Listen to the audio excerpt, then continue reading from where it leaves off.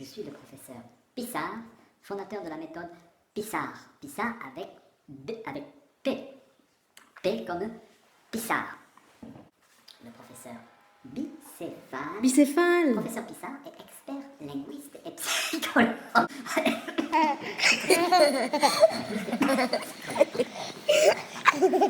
Donc aujourd'hui, afin de préserver l'intégrité de la langue française, nous avons procédé à plusieurs modifications de titres d'origine étrangère.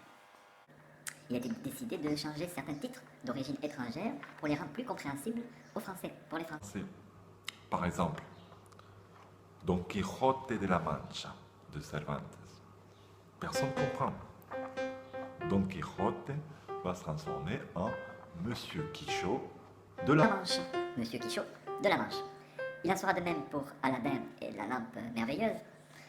Ce sera tout simplement Jean-Michel et sa lampe. Jean-Michel et sa lampe. Pour les 1001 nuits, on a pensé à la 10e et 1 nuit. Ça suffit. Franchement, ça suffit. 1001, 10 et 1, 11, c'est bon, ça suffit. Concernant Alibaba et les 40 heures. Donc, pour Alibaba, vous avez remarqué que l'orthographe a été modifiée.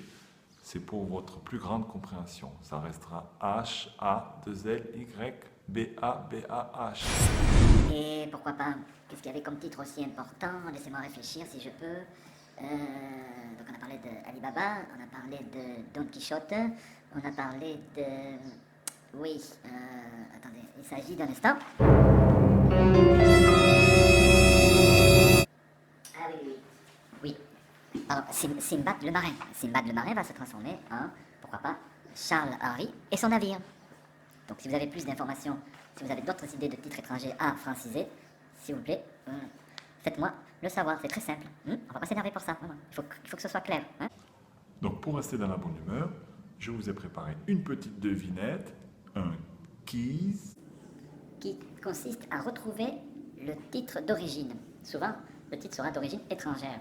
Il s'agit de... Vous allez retrouver ce titre et envoyer par mail, au mail que vous venez de voir sur votre écran.